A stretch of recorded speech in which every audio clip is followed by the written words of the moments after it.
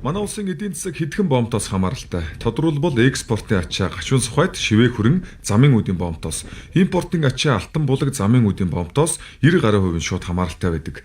Засгийн газар эдгээр голлох боомтуудынхаа хүчин чадлыг нэмэгдүүлж, бусад боомтуудын дид бүтцийг сайжруулснаар үр дүн гарч эхэллээ. 2023 онд Монгол улс анх удаа 52 сая тонн нүүрсийг энэ жилийн эцсээр бол гаргахаар ийм хүлээлттэй байгаа. Өмнө нь 2018-19 онд бид нэр 36 сая тонныг л гаргачихсан.